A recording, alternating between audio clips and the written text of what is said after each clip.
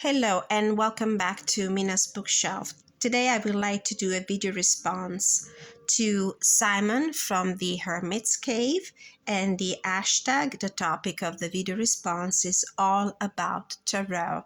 And this is a response to his most updated video. He initially came out a while ago with the hashtag all about tarot, and I know that just recently he put out another one and he tweeted a little bit all about tarot 2022.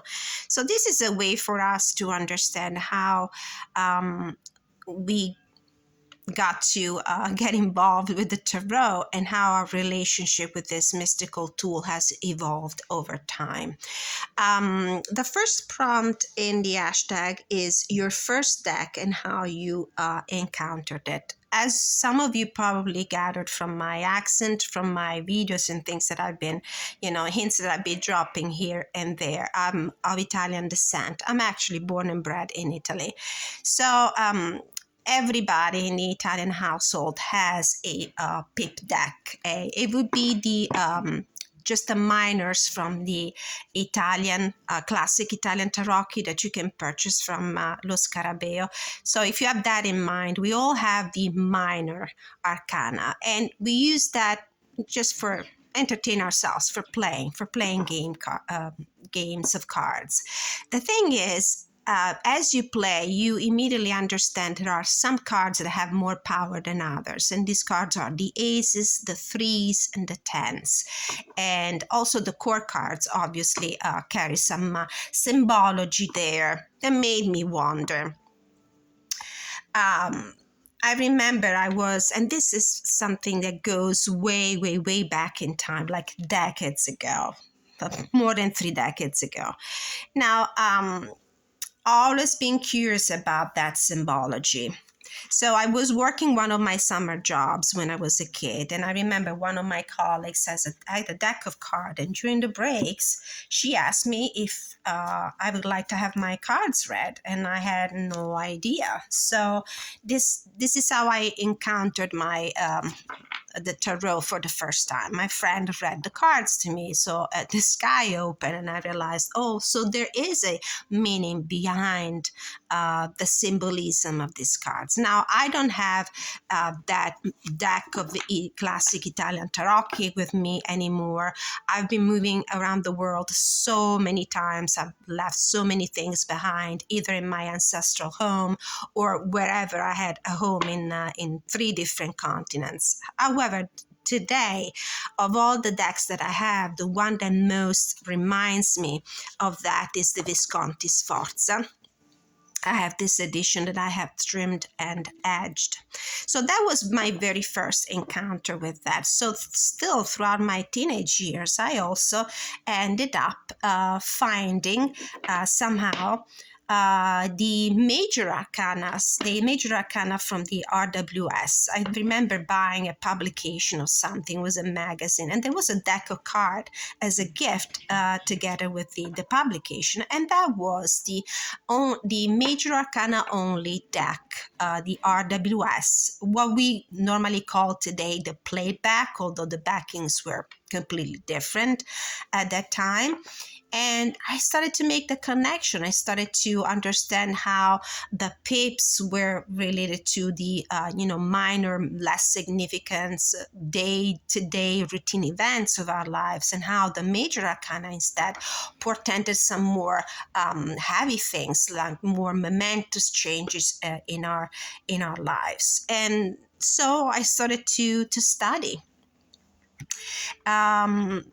Eventually life went on, and I got busy with other things, and I lost track of the tarot. But then again, in my 20s, when I was traveling around the world,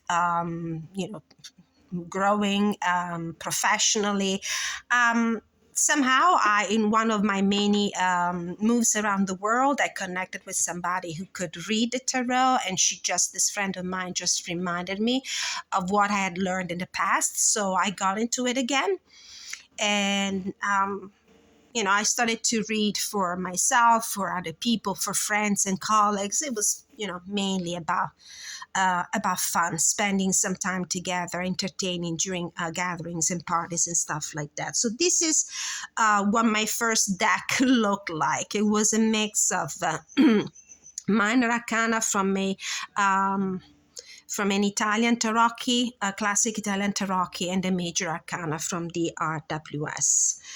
My last deck and how my taste has changed in matter of tarot.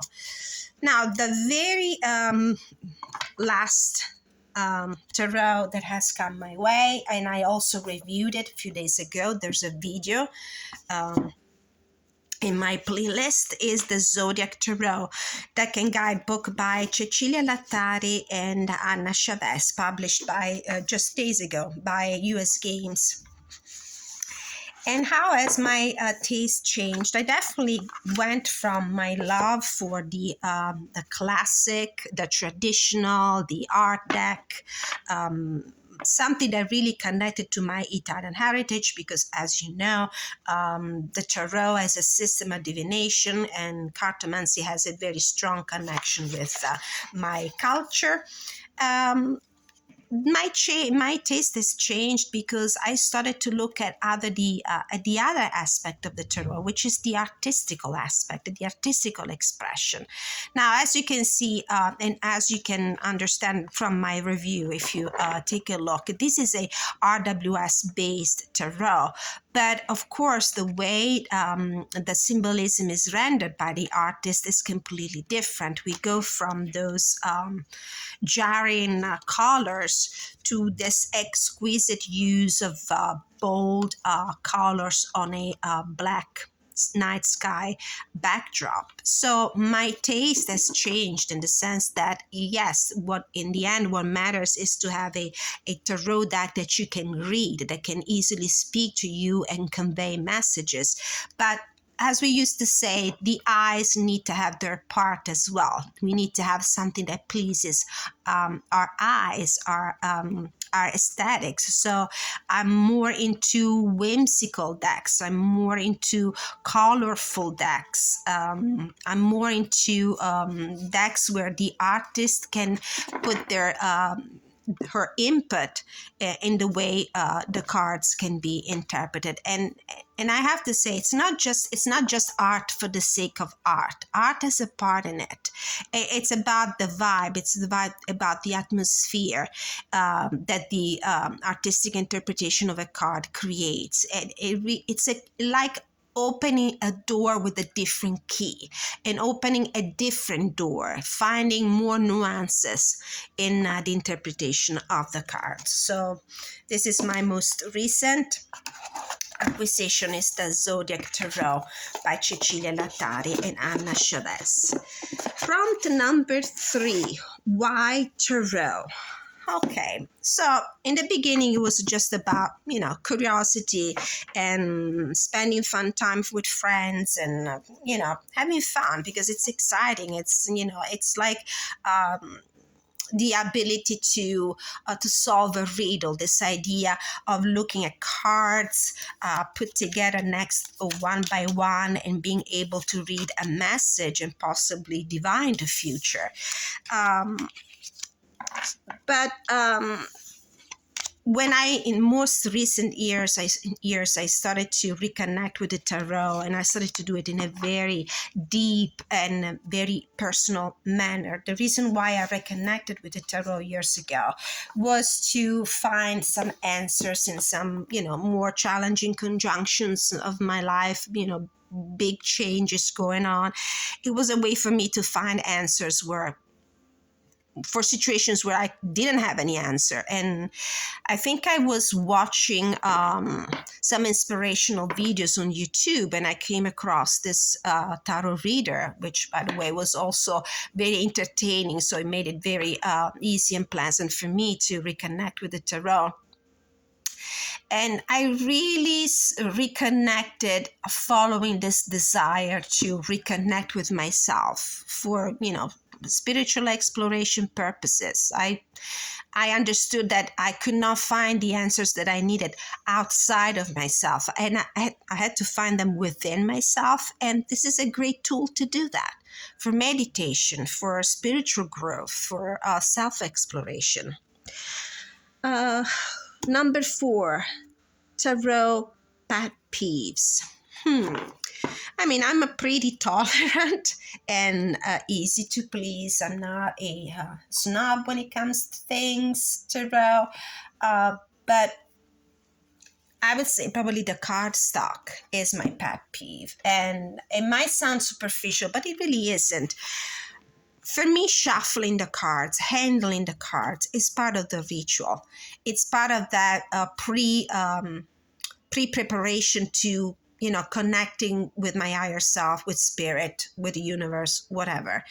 It really puts me in the mood. If the card stock, because, if the card stock is either too thin, and it makes me worry about damaging the cards while I shuffle them, or too thick to the point of hurting my hands, and instead of helping me transcend to a spiritual level, it really brings me back to the sensory feeling of hurting myself because the cards are cutting into my fingers, into my skin. That's my pet peeve. In front of me right now, I have 2 examples of cards that go the opposite way on the spectrum of what is pleasant for me to handle. We have the, I think this is the Mystical Fairies Tarot by Llewellyn, and this is the Moonchild by Danielle Noel. So we go from very thin, pliable, too much for my taste cards, to extremely thick and very, very hard to manage, although in the end we can always find a way if we want to. But what I'm trying to say is that it would be wonderful if we could just find a middle ground. I pulled this deck out for a specific reason. I have a story about this one. It's not that this is the thinnest cardstock that I ever found in a tarot deck. I actually found worse. This is pretty thin, but the thing that it really rubs me off the wrong way is that this card doesn't have any core whatsoever. And you can tell that from the way it doesn't snap when you do the riffle shuffle and the bridging. Now, yeah, I can completely bend the cards, and yes, it's okay. The good thing is that it doesn't cut into my skin. The thing is that when I first purchased this deck, I ordered it on Amazon. It was delivered to me, and I was pleasantly surprised because I had some previous experiences with the Llewellyn decks that were not extremely good for me. I was actually positively surprised, because the cardstock was very, very nice. It wasn't thick. Of course, it was, thin as we can expect it, but the cards had a nice core, and they really snapped well. The only problem was that one of the cards had a misprint in the back. There was no backing. It was completely white. So what I did was sending an email like I normally do, because it's not the first time that something happens with the Llewellyn decks. And they're normally very responsive. They send you the replacement card that you need, no problem. They give you their feedback right away. That one time, I don't know, maybe there was an oversight and it must have been very busy. Maybe they were on vacation. I just couldn't get them to tell me, okay, we'll send, like I normally do. We'll send, and they're very good at that, typically. We'll send you the card that you need in the post, in the mail. So, not receiving any answer to my first email and my second email, what I did was just, returning the deck to Amazon and purchasing a new one. The funny thing is that the day Amazon delivered the replacement deck, I also received a card from Llewellyn in the mail. They did send it without, responding and reacting in any way to my emails, which would have been fine. The thing is that the deck that I found, that I opened, had a completely different cardstock. This cardstock, not in terms of thickness, because it seems almost like it's the same weight, but there's this thing that the card doesn't have a core. You can feel it. You can so easily bend it. It was It was disappointing. And then on the other end of the spectrum, we have these cards, these very chunky decks, which, by the way, I love this. This deck is one of my favorite. I would never give it up. But the cards are extremely thick. The cards are slightly oversized. Therefore, it's even more difficult to shuffle them the way I would like to shuffle them. I constantly worrying about bending one of these cards. Once you bend these cards, they're lost. There's nothing that you can do about it. So this is pretty much it. This is my rant about the card stock. Next prompt. Let's see. What's the next thing? Number 5, tarot spread. Favorite tarot spread. My favorite tarot spread is the Celtic Cross. Definitely, I think you can really go in depth with whatever question and concern you might have. It covers different aspects of a question. It gives you an interesting insight in the roots, cause of the problem, present and future possible connections and influences of the environment around you, your hopes and fears, possible outcomes. So it's the best, most comprehensive spread you can have. I normally use it for myself. I also use a short, slightly modified version of it with 5 cards only. This one, by the way, is the White Sage Tarot in a tin. It's a small deck by Teresa Hatch, published by US Games. Definitely, especially if you're doing this on camera, you need smaller cards, and this is just perfect. So the other spread that I use, that I like to use a lot, is like a shortened version of the traditional Celtic Cross, where I have 5 cards, and the first card is a look at the current energy of the situation, what's crossing it. It would be like the obstacle or the challenge. And then we have the advice up here and possible outcome. And I normally look at the card on the bottom of the deck to get what's at the core of the situation, what is some hidden energy that I don't see. If you could also do it this way. I don't remember where I learned that. It was a long time ago, but some other people normally add the numbers of the cards. Would be 10 plus 18 plus 9 plus 9, and whatever number you get at the end, you see what's the corresponding tarot for that, and that would be the heart of the matter card. So this was for the spreads. I use many others. If you look at my playlist, I do a lot of energy check-ins, and I use a different one, whether I'm asking about love and relationship, general energy, or business, money, career, finances, and so on, and creativity also. Next prompt, very quickly, your preferred tarot system. My preferred tarot system is definitely the RWS, Rider-Waite-Smith. It's how I learned tarot. It's my first tarot deck. It's how I learned it. And nothing else reads to me as clearly and as the Rider-Waite-Smith system. I'm open to explore always, different things, but this is definitely in the end my go-to tarot system. Tarot ritual, definitely the crystals, the candles, the incense, the Palo Santo. I normally just have a little invocation, a little prayer before I start a reading, especially if it's a long one or if I'm reading for other people. How do you use tarot? Introspection of divination. Introspection for myself, definitely. I know myself. I know I don't need to use the tarot for divination for myself. I don't like to use the cards for myself in that way. I prefer to use them as a tool to go within and explore my soul. For other people, I mean, it's obvious what people want to get from you if they know that you can read the cards is, can you please tell me if I will find love, if I will get a promotion? They definitely like to get the cards a prediction for the future, so they prefer you divine for them with the cards. Your significator card. Now I'm gonna use more than one card for this one. Please indulge me. Um, I'm gonna use the Tarot of Mystical Moments for this. I've rather look at my life as a journey, so I have a few cards I'm gonna put on the table.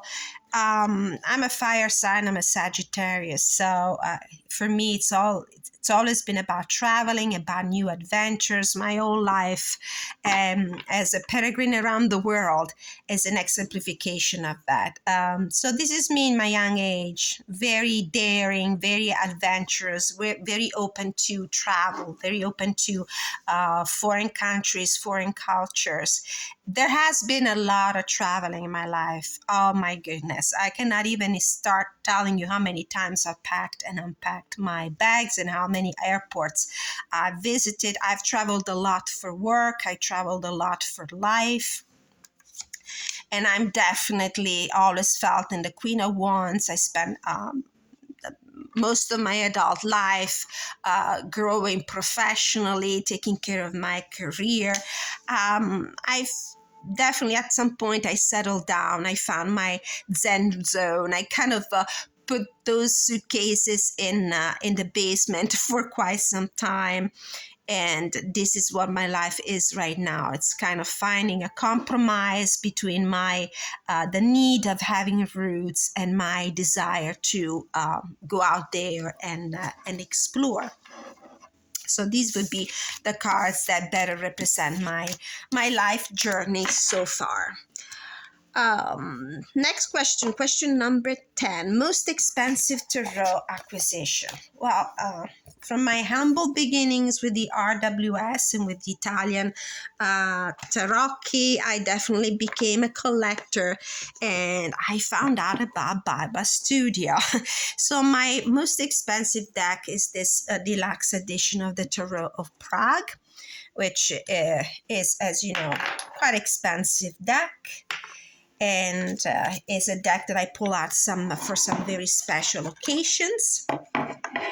This one, this copy is autographed by Alex Ukolov and Karen Mahoney.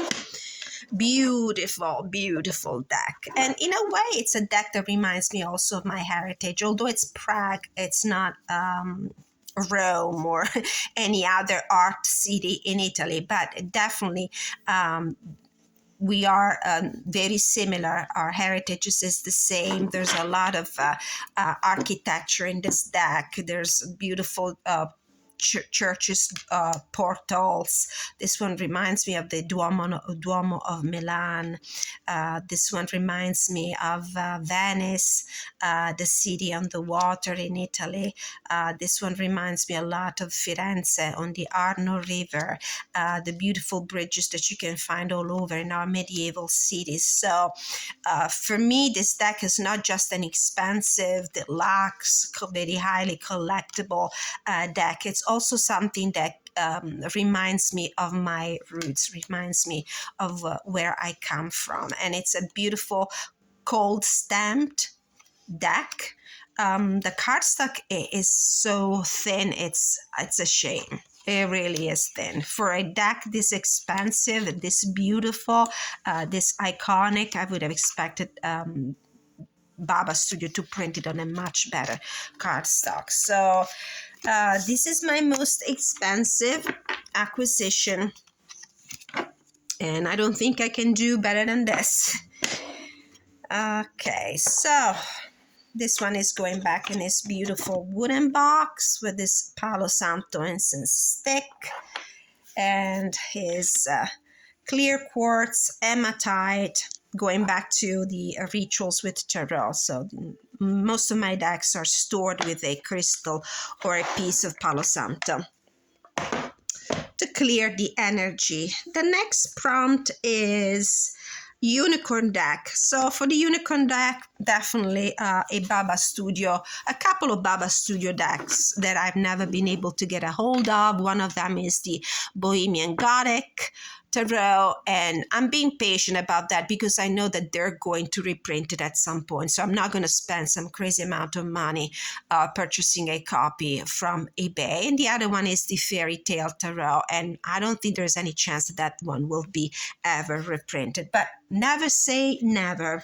You never know. Next prompt, what's the most important lesson the tarot has taught you? The most important lesson the tarot taught me is that nothing is written in stone. This is when I read, especially when I read for other people. It's probably one of the first things that I say when I prepare them to the readings. And your will, your free will, is the ultimate author of your own book of life.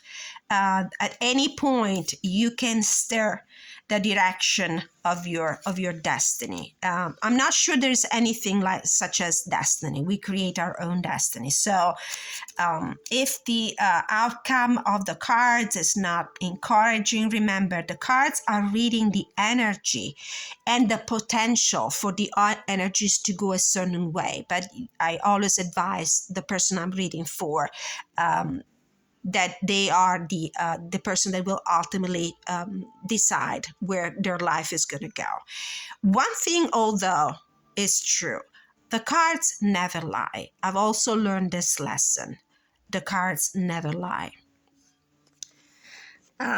Next prompt, which is also the last one, tarot dinner party guests, one guest of honor and other two guests that are alive. I am a bookworm, and one of my all-time favorite authors is Neil Gaiman. So I would love to have dinner with Neil, the one and only Neil. And for the other two guests that I would like to have, I do think that I would probably have a great time if I had Colette Baron Reed at the table and Denise Lynn. They are deck creators, they are mediums, they are exceptionally talented ladies, and I follow them. I follow their work. I have many of their decks. I follow Colette Baron Reed on YouTube, and she's a riot. She really puts me in a good mood. I love the way she doesn't take herself seriously. She laughs. She's so down to earth. So I think I would have an excellent time if I went out with these ladies for dinner. So this was my All About Tarot 2022 ashtag video response to Simon from the Hermit's Cave. I hope you enjoyed this video. Please like, share, and subscribe if you haven't done so. And until I see you next time, many blessings.